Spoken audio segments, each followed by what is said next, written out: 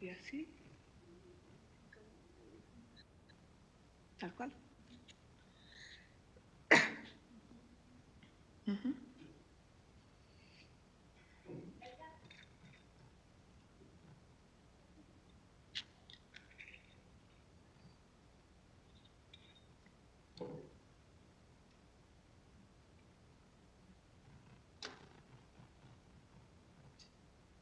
Buenos días, bienvenidos. Damos un gusto tener como invitada a Ana Pereira, que está invitada en el Instituto de del Departamento de Neurobiología, Salud Pública y Sociedad. Y hoy nos va a hablar sobre coma, condiciones. Muchas gracias, Ana. Gracias, Mariana, por la presentación. ¿Me escucháis? Perfecto. Bueno, antes de nada, es un gran placer para mí estar aquí hoy con vosotros. Yo sé hablar español, no muy bien, pero bueno, la presentación la haré en inglés y luego, si no os queda algo claro, o por ejemplo las preguntas, las intentaré contestar en castellano si vosotros preferís. So, in English. So, in the next few minutes, I am going to describe one of my research projects that I carry out at Karolinska Institute, which, has the title already suggests, is based on the brain connectome and how we can use this system to detect changes in neurodegenerative disorders, like, for example, Alzheimer's disease and Parkinson's disease. So, as you all know, the brain is a very complex system formed by billions of neurons that are connected to each other. And in my opinion, in my personal opinion, one of the most important challenges in neurosciences has always been to try to understand how this system gives rise to our actions and also to our cognitive functions. So when it comes to certain skills, like for example, vision or movement, we know from previous studies that these skills rely on specific areas of the brain, and particularly the primary visual and the motor cortex. However, cognitive functions are in reality much more complex, and they typically need many brain areas to work together as a network. Here, I'm showing you an example of a cognitive network associated with working memory, and you can clearly see that this network relies on regions from the frontal, the parietal, and the occipital lobes. So it needs many brain areas in order for it to function properly. So this complexity of cognition is not only responsible for the vast amount of abilities that we as human beings have been able to develop, from, for example, playing the piano to solving a mathematical equation, but it also complicates a lot developing an intervention to treat cognition when it starts deteriorating in conditions like Alzheimer's disease. And this is why I think it's important to map the brain as a network to understand its complexity so that we can improve our knowledge of these disorders. To map the brain as a network, one of the most popular tools is magnetic resonance imaging, also known as MRI. Using MRI, we can obtain different imaging sequences that can tell us, for example, the amount of gray matter volume a patient has, whether specific brain areas are activated, and whether areas are connected by white matter fibers. However, unfortunately, none of these imaging techniques allows us to map individual brain neurons, but we can use them to map larger units of the brain, like brain areas and large-scale connections. So another popular tool that can be used in combination with MRI to study the brain as a network is graph theory. So for those of you who are not familiar with graph theory, a graph is simply a mathematical structure composed of nodes and edges, and it can be used to understand the relations between objects. So graph theory has been applied to many different fields, for example, to study biological networks, to study how the map of roads is organized, for example, if you take a picture from a satellite, and also to study how different social networks evolve over time, like Facebook or Twitter. And as such, graph theory can also be applied to the brain to understand it and represent it as a network. So to do this, what we typically do is we divide the brain into a number of brain areas using, for example, a brain atlas. We represent these areas as the nodes of our network, and we estimate the edges or the connections between them, either using statistical correlations of gray matter volumes or functional brain signals, or, for example, using white matter fibers, which are the physical connections between the areas of the brain. So once we've downscaled our brain scans into this representation of the brain, into this graph model, we can study many interesting properties. And I think that the simplest of these properties is, of course, the number of connections, which simply tells us how well connected is a given region with the rest of the network. But we can also measure things like the distance between brain regions by calculating the number of paths. We can calculate the clusters, the connections between neighboring areas, and we can also measure the subnetworks in the whole brain network, to which we call models. So we are starting to get a pretty good idea what these network measures should look like in a healthy brain. And particularly when it comes to the paths and clusters, we are starting to understand that in order for our brain to work properly, we need to have a good balance between these two measures. Yeah, of course.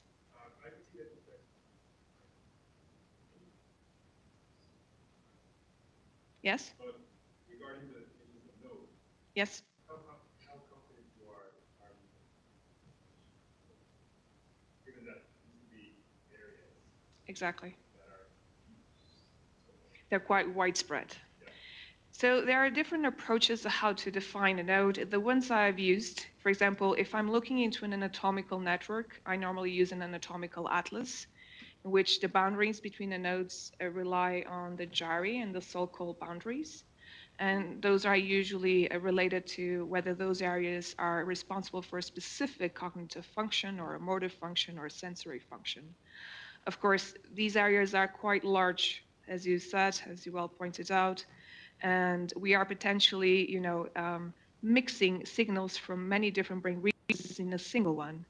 So another potential approach is to define the nodes using, for example, a clustering approach, in which, for example, you use the knowledge from previous meta-analysis, meta-analytic studies that show that certain clusters, certain nodes are usually grouped together when they participate in a functional MRI task. Or you could parcellate the brain into equally sized nodes. So like this, you take away the influence that one area is bigger than another and therefore has more connectivity. But as I'm going to tell you later, so perhaps your question is a bit predictive of what I'm going to tell you later. Um, yeah, these imaging techniques that we are using to map the brain connectome are limited, are quite limited by the way we define the nodes and by the way we define the edges. But my approach is, we take what we got and we make the best of it at the end of the day. Okay. So as I was saying, we are starting to get a good idea of what these network measures should look like in a healthy brain. And it seems that we need a very good balance between two of these measures, which are the paths and clusters, in order for our brain network to work properly. So to illustrate this, I've included in this slide three simplistic representations of brain networks. So on the left side, we have a network that has a lot of clusters, which means that neighboring areas are very well connected. Whereas on the right side, we have a network with a lot of long paths, meaning that distant brain regions are very well connected. So for our brain to work properly, we need something that lies between the two. So a network in which there are a lot of clusters, but also a few long paths that allow you to jump from one point of the network to the other, that work like the shortcuts of your network. But of course, this is all very nice, but it comes to the question that is, what can these measures tell us about disorders like Alzheimer's disease and Parkinson's disease, which are affecting the worldwide population as the years pass by? So what I found personally, together with my collaborators, is that these network measures can certainly tell us something about disease progression, particularly when it comes to Alzheimer's disease. So in this particular study that I'm going to tell you about, we built the structural MRI networks of 4 groups of patients. One of these groups, I don't know if you can see the pointer, had already Alzheimer's disease dementia. So it was a clinical diagnosis. They showed cognitive deficits. And we also decided to include 3 additional groups who are in earlier stages of Alzheimer's disease. And these groups are groups of patients that have mild cognitive impairment, but not enough to compromise activities of daily living. So they do not fulfill the criteria for dementia. So in one of these MCI groups, they remained stable during the study period, whereas the other 2 groups, one of them converted to Alzheimer's disease after a period of 3 years, which we call the late converters, and the other group converted to Alzheimer's disease after only 1 year. And for that reason, we call them the early converters. So to explain a little bit the method, to build the structural MRI networks, we extracted the cortical thickness from all the cortical regions you can see here. I don't know if you work in a similar field, but these are the regions from the dessicant atlas, which is quite commonly used in these types of studies. And we also decided to extract the subcortical volumes of all the gray matter regions here so that we could build a brain network, encompassing both cortical and subcortical brain areas. So after extracting these MRI measures, we built connectivity matrices for each of the groups of interest in our study using Pearson correlations. So a statistical association between 2 regions does not necessarily mean that they are structurally or functionally connected. There are many possible interpretations for it. So there is a previous study showing, for example, that when 2 regions are statistically associated, it could be due, for example, to the fact that they are really structurally connected. So there is an anatomical connection uniting them. It could be that they're just functionally connected, so they participate in the same cognitive function, or it could be due to shared mechanisms in neurodegeneration, which means that 2 regions correlate with each other if their values show some statistical similarity. So if they are both affected by the same neurodegenerative process, then of course they will start to show the same variability across subjects. So these were the connectivity matrices built for each of the groups of our study using Pearson correlations. And when we took a look at the paths and the clusters, which I explained to you before in the networks of these groups of patients, we could see that, for example, the paths were significantly increased across all the patient groups, suggesting that this measure could potentially be useful, or at least it's sensitive to all disease stages associated with Alzheimer's disease, whereas the clusters showed a different pattern by being decreased only in those groups that already had Alzheimer's disease or at least were about to convert to dementia. So we think that this measure could be more useful to discriminate different disease stages, and who knows, perhaps one day we could use them to identify those at higher risk of developing Alzheimer's disease in the short-term period. But of course, I don't know if you work in Alzheimer's disease, but one of the hottest topics right now is the preclinical stages. And the preclinical stages of Alzheimer's disease are those stages in which individuals are completely normal. So they have no type of cognitive deficit. They have no clinical symptoms, but we already know that they show some signs of Alzheimer's disease pathology. For example, if we extract their cerebrospinal fluid through lumbar puncture, or if you acquire, for example, different type of imaging sequence like amyloid PET or tau PET, so we can see where the Alzheimer's disease pathology is accumulating in the brain. So our next question was to try to see whether these measures can detect changes in individuals who are still completely asymptomatic. And to do this, we analyze the diffusion tensor images, which are images that allows us to draw this very nice stratigraphy map, which are the white matter fibers of the brain, and we compare them between different groups of individuals who were cognitively normal.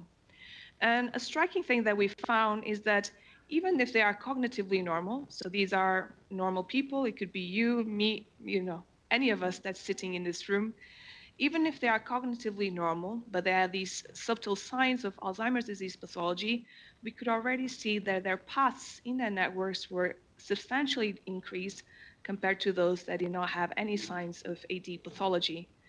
So it seems, it's becoming pretty clear that these measures can already detect something in the very, very early stages, which is very important, as you can imagine, because if we can detect something in these stages, then we are in a very good position to identify those individuals who will later progress to Alzheimer's disease, and who knows, even prevent or delay the onset of disease if one day we come up with a good treatment.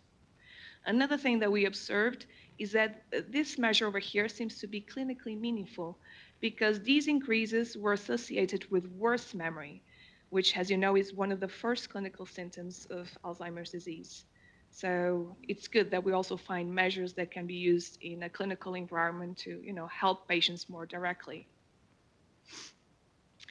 So another thing that we have been able to observe in these preclinical symptomatic individuals is that there seems to be a dramatic decrease in the number of brain models. So if you remember, the models are the communities or regions that are very tightly connected with each other, with the whole brain network. And here we can see what these models should look like in a healthy brain and what these models look like in individuals who are symptomatic but had shown some signs of Alzheimer's disease pathology. So here we can see that there are 4 models indicated with different colors. We have a frontal model. In orange, we have a posterior model composed of parietal and occipital regions. We have a temporal model, and we also had a medial model composed of the anterior and posterior cingulate and related areas.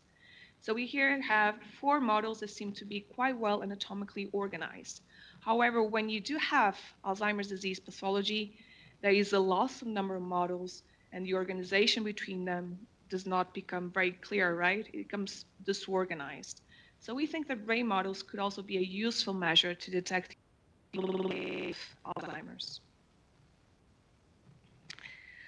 And what about the strength of the connections, right? Because that's an important and perhaps more simple measure of brain connectivity that we can get from these studies.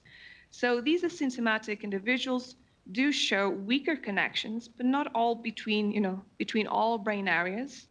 These weaker connections seem to be present between temporal lobe regions, which are important for memory, and medial parietal regions, which are involved in higher cognitive functions. But these 2 types of regions are also the ones that we find in postmortem studies showing amyloid plaques and tangles. So these measures are actually reflecting what's going on, in the underlying pathology of the patients. So up to now, I've shown you how graph theory can be used to study the structure and function of a network. But the thing is, we can also use it to build a pathological network and see how this network changes at different stages of Alzheimer's. So in this other study, we built a pathological network by analyzing the amyloid PET images, another imaging sequence in many patients with at different stages of Alzheimer's disease. So amyloid PET is very useful because it shows us exactly in the brain where amyloid pathology is accumulating, so where Alzheimer's disease is accumulating. And after analyzing these images, we extracted the amyloid values from all of the areas you can see here. We represented them as nodes, and we estimated the connectivity between them using a covariance approach. So in this context, a covariance approach means that if 2 regions are statistically associated, then we draw a pathological connection between them. which one, okay, if two regions are affected by the same pathological process, then they are similar in that way, no? So we draw pathological connection based on those grounds. It's not a real connection, so to speak. So we apply this approach to individuals at different stages of Alzheimer's disease, particularly individuals at different stages of amyloid accumulation. And strikingly enough, we were able to see a lot of changes already in those individuals in early stages of amyloid accumulation. So here, the nodes that you see in this figure are all the nodes that show connectivity increases in early stages. And here are the regions. We have the anterior and posterior cingulate. We have frontal regions and temporal regions, all of which are, of course, important for Alzheimer's disease. Another thing we can do with this pathological network approach is to try to isolate a particularly vulnerable subnetwork that is more prone to amyloid accumulation. So here we took a look at, using the same data, we took a look at the networks of patients without any type of amyloid accumulation, those with early amyloid accumulation and those with late amyloid accumulation. And if you take a closer look into the subnetwork highlighted in orange, which is a network that had many of the regions that I showed you that came out significant in the previous analysis, we can see what it looks like in individuals that do not have Alzheimer's disease pathology. And here it starts increasing. So it starts including temporal and lateral parietal regions. And by the end, when individuals are already late accumulators, it also includes part of the frontal lobe. So it's a network, a subnetwork that increases in size and could be reflecting, the progressive increase of amyloid spread in the brain. So, so far I've talked about Alzheimer's disease, but we are also very interested in Parkinson's disease, which I think it counts now as the second most common neurodegenerative disorder. So Parkinson's disease is very different from Alzheimer's in certain aspects, but it's also very similar. So it's different in the sense that they show, okay, I hope the connectome of that person is okay. It's different in the sense that they have a lot of motor symptoms, of which the resting tremor is the most typical. But it's similar because recent evidence shows that patients with Parkinson's, most of them will also have cognitive problems.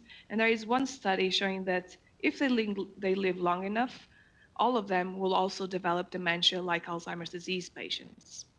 So for our connectome studies, we were particularly interested in the Parkinson patients that have mild cognitive impairment, because those are the ones who will have a worse disease prognosis. So the first thing that we did was to build, the structural MRI networks of our PD patients that had cognitive impairment, patients with Parkinson's without cognitive impairment, and also a group of controls to which we could compare them with. And the first thing we observed was that the average strength of their connections of this particular group was very much decreased compared to the other two groups. So it seems that they do show a very dramatic decrease in the strength of their connections. When we took a look at more topological measures, something that we found, and that was very similar to what we saw in Alzheimer's disease, was that patients with MCI have larger paths in their networks. So the distance between the regions of the networks is increased, which suggests that the path length could be a useful measure to characterize cognitive dysfunction across many neurological disorders. When it comes to more specific measures related to which specific brain areas show changes, or the ones that show these stronger changes, we found these to be the frontal and parietal areas of the brain, which, I don't know if you know, these areas have very strong connections with each other, and they correlate quite strongly with our intellectual abilities. There are even many studies showing that the stronger connections you have between these two regions, the higher your IQ, so the more clever or intelligent you would potentially be.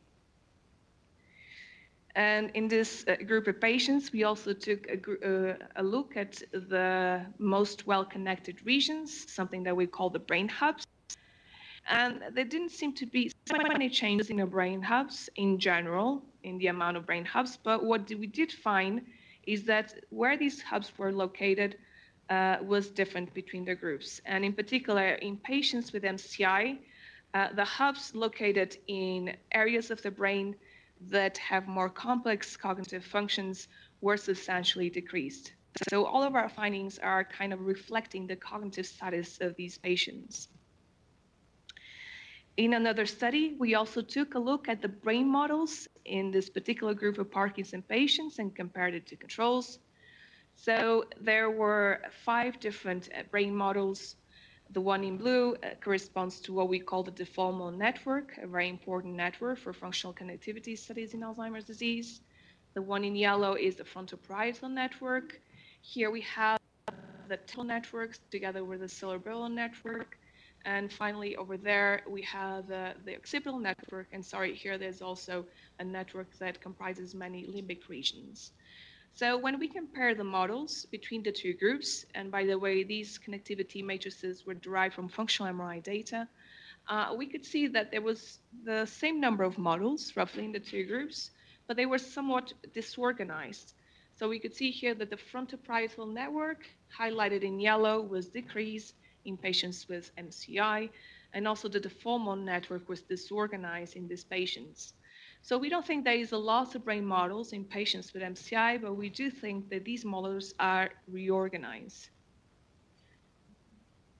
When we took a look at the specific brain regions within each model, we could see that patients showed a dramatic decrease in the number of connections in many of the regions of the frontoparietal network and also many of the regions of the limbic network. Okay, so I don't know if you remember, but in one of my first slides, I told you that we have all these imaging techniques that shows us different aspects of the brain, like gray matter volume, white matter connectivity, or functional connectivity. But these techniques are all limited by the fact that we cannot use them to map very small units of the brain, like individual. We can, of course, use them to decrease the number of the nodes in size, but not to map individual brain neurons. And what we're currently trying to do is to use other types of models that allows us to get a glimpse of what's going on at a higher resolution level. So one of the things that we are currently working on in collaboration with Bilkent and Gothenburg University is to use synthetic networks of a few hundred nodes to try to predict structural connectivity from functional connectivity. So here we have an example of one of these synthetic networks, well, a more simplified version that is composed of only 20 nodes, the weighted version and the binary version. We can see where the structural connections are, right? And over there, we have the functional activation signals that were simulated for each of these nodes. And basically, what we're trying to do is to use those activation signals to predict where the anatomical connections are. Because if we are able to do this in a synthetic network over hundreds of times, maybe we're also able to do this in human brains and use functional signals to try to detect which connections of the brain are actually disrupted in Alzheimer's and in Parkinson's disease, which would be very useful, and it's not currently available. Another thing that we're trying to do is to use a simpler connectome model from an animal that is the larval zebrafish, which is much more simpler, and we can image it at a higher resolution, almost at the resolution of every single neuron. We're trying to study connectivity changes in this model in response to stimuli or in response to lesions. So here we have some of the neurons in the zebrafish that show increased connectivity, and there was to show decreased connectivity. So we're trying to modify the system and see how these modifications could help us increase knowledge of these interventions in Alzheimer's disease. So we cannot apply them in Alzheimer's disease patients because of obviously ethical issues. But in the zebrafish, we can do this, damage. We can damage the neurons, stimulate them in different ways in a much, in a much easier way. And finally, one particular project I'm very excited about because it's based on studying what's going on at the single neuron level in human brains. So here we're working with postmortem brain tissue, and we're trying to see, for example, how the spines of dendrites of patients with Alzheimer's disease organize themselves, whether they form clusters that are higher in frequency, lower in frequency, and whether that depends on whether in the dendrite there is already some tau pathology or if there is some amyloid plaques surrounding these structures.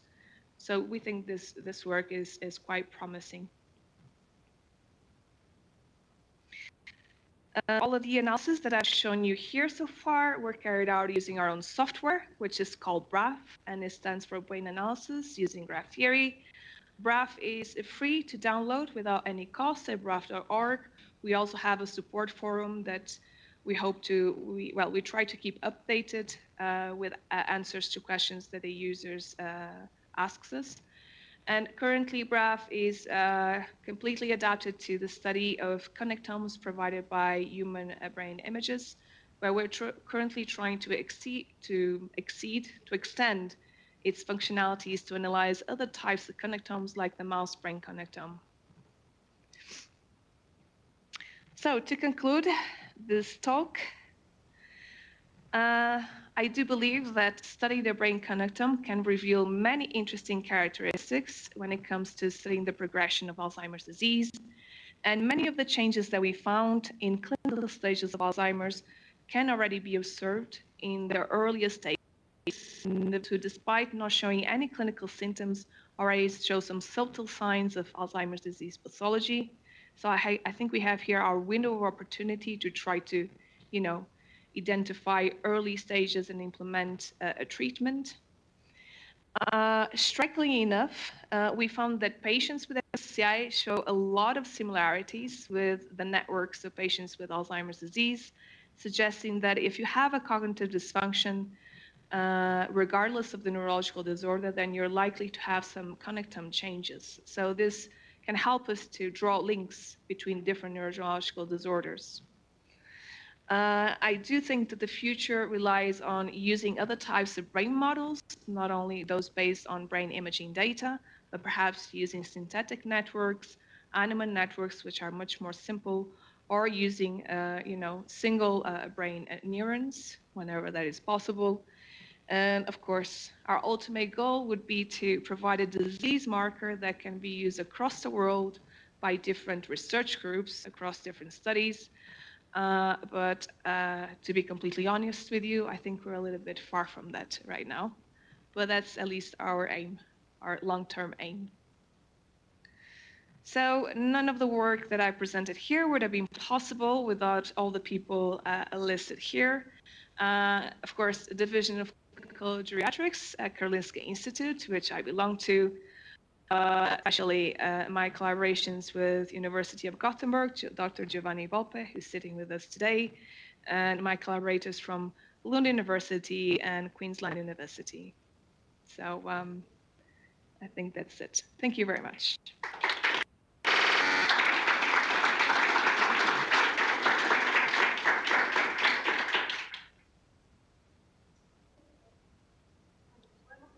Sí, claro. Sí. Yo quizás mezclo castellano con inglés, pero supongo que no pasa nada.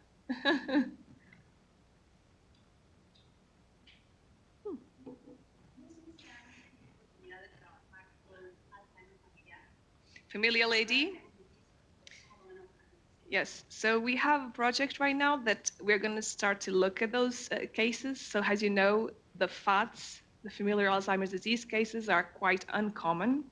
But as it happens, we have a Swedish mutation for Alzheimer's disease, the ARTEC mutation. So we are estamos empezando a mirar esos casos, pero todavía no tengo resultados sobre esos casos. Hay, claro, el DIAN study, which is open access up to a certain point. You have to, fill in an application form, but I haven't been able to extract any results from that yet either.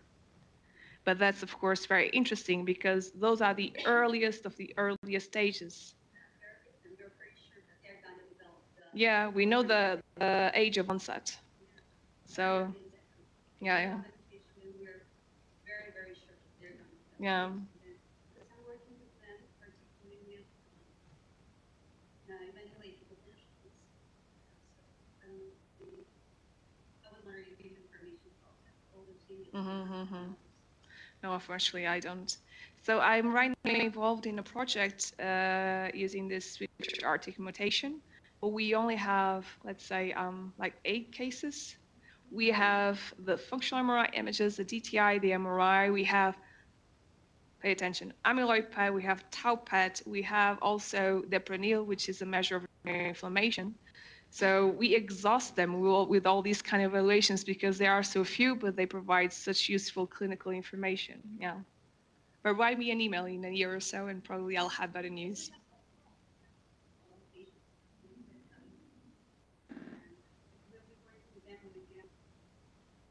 The Diane? Okay, good. Good to know.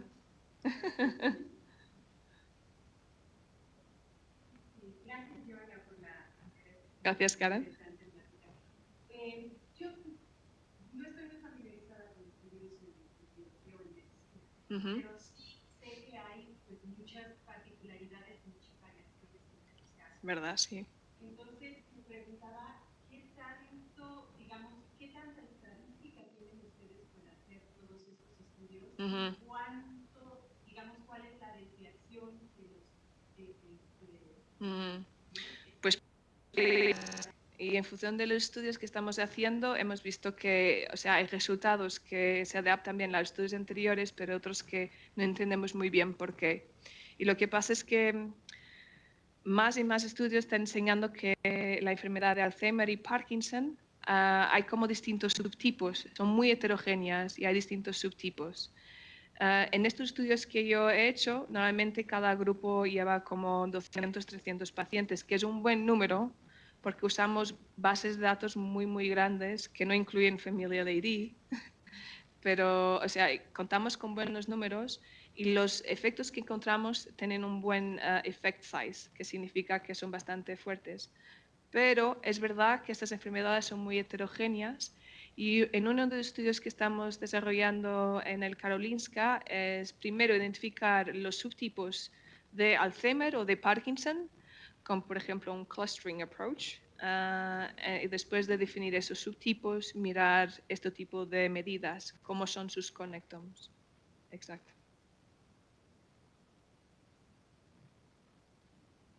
Hablando sobre los modelos matemáticos que se usan en los estudios, ¿cuál es su opinión personal con las nuevas tendencias, por ejemplo, en las simulaciones cuánticas, para mejorar este tipo de modelos? Hay nuevas tendencias, por ejemplo, en gráficas, en simulaciones de modelos cuánticos, para mejorar la teoría de gradios o de nudos que se usa actualmente para hacer el mapa electrónico del cerebro. ¿Cuál es su opinión personal sobre eso? Pues no estoy familiarizada con las nuevas técnicas que me estás hablando, con lo cual no te sabría contestar.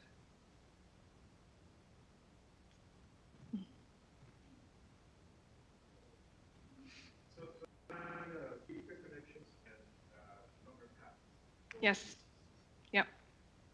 What would be the link? You didn't speak a lot about the function relationship.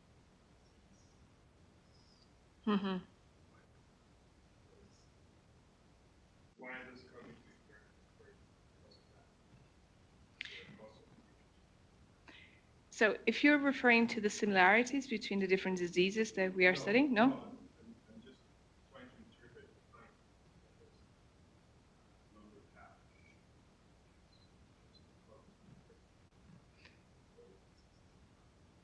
So regarding the longer paths, this has been found like already in many, many different studies. We know that in healthy individuals, having longer paths between frontal and parietal regions is not a good indicator of good intellectual function. So we know already, like in most graph theory studies in neurological disorders, we base ourselves in what has been found in healthy systems, and everything that deviates from that system, we consider it to be pathological, so to speak, like a deviation from normality. The paths make sense because, of course, If you have shorter paths between brain areas, they are able to communicate much better with each other, you know? And it also is related to also, okay, coming a little bit down to the biological level. We know, for example, that in Alzheimer's disease and in Parkinson's disease, some of the neurons that are more vulnerable to the pathological effects of these disorders are the ones that have longer axons that are poorly myelinated. And these axons, they are more vulnerable, not because of their morphological characteristics, but because they're involved in transferring information from very far away regions of the brain, which means they need more energy. And unfortunately, that makes them more exposed to the effects of oxidative stress. So that's why I believe we will find similarities across different disorders because, you know, the brain is the same. The underlying pathologies is different, but even these pathologies, they are not separated from each other. For example, amyloid pathology is characteristic of Alzheimer's, but we all have amyloids in our brain. And Parkinson patients also show amyloid pathology. So I think that, yeah, yeah. Sure? No.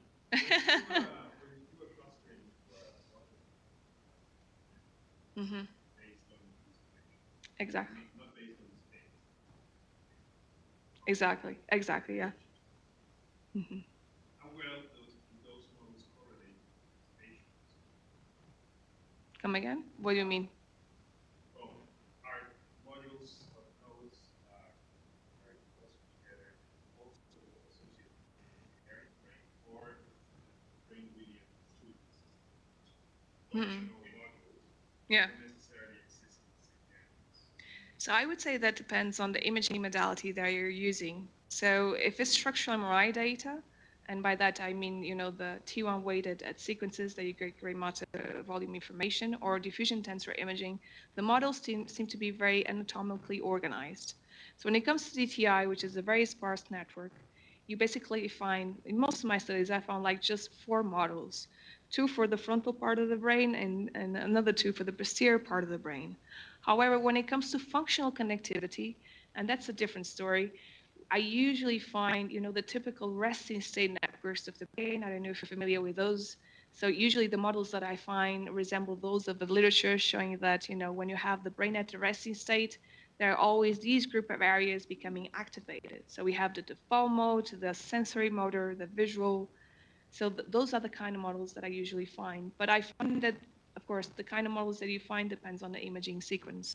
And there are a lot of differences between them. Yeah. Mm-hmm. Yeah. Thank you. Hello? Brain connection more complicated than it is. A brain connection, yeah, is not a lot like this. This is an abstraction of a brain connection.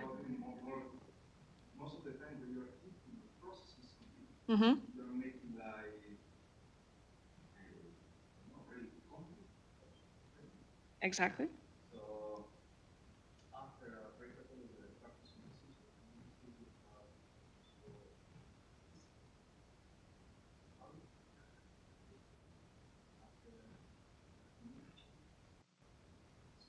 Of plasticity, you mean?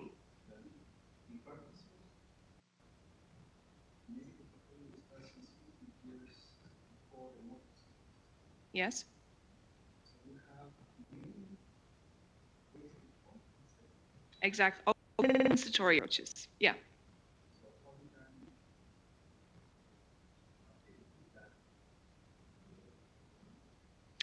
So one of the common things that I find in these type of analysis, especially when I do functional connectivity studies, is that I do see a lot of compensation phenomenon popping up. For example, in patients with Parkinson's disease, in early stages in which you would expect changes to be located within the striatum and the frontal lobe, instead of finding decreased connectivity, I find increased connectivity.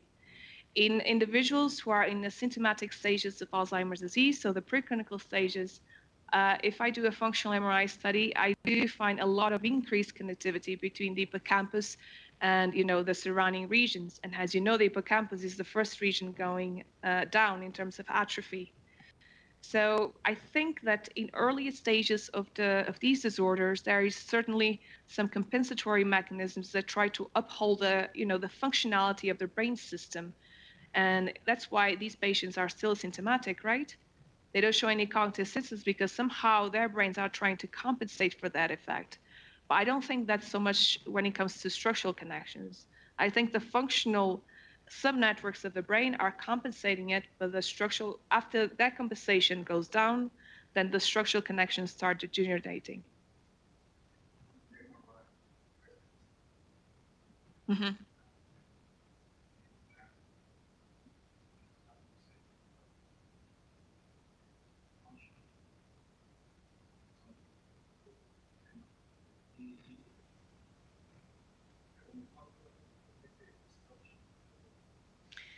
It's not easy. I've tried it in the past, but the problem when you build a connectome from structural and functional connectivity, you'll find yourself with many practical issues.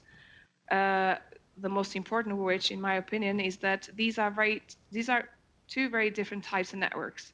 So, for example, in the studies that I showed you using DTI, which is a structural network, uh, you have at most 6% of connections in that network. That's the top. After 6%, there is nothing. You don't go to 7, to 8, to 9, nothing.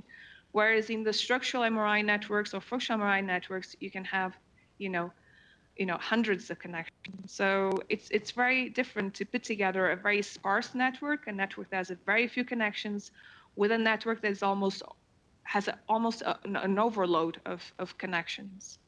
I've tried to do it in the past unsuccessfully, but we are working on it using other types of models to try to bring the gap, because I think it's very important to bring the gap between these imaging modalities. Also because if we have not found a cure yet for Alzheimer's disease, for instance, is because probably what we are looking for, the disease marker, must be much more complex, right? And it must come from a breakdown of interaction of multiple systems. So I received a grant recently to perform a project that combines, data from functional MRI, structural MRI, DTI, and also the pathological PET sequences of tau, amyloid, and astrocytosis. So I think those studies will provide better answers than the ones we have been able to show up to here.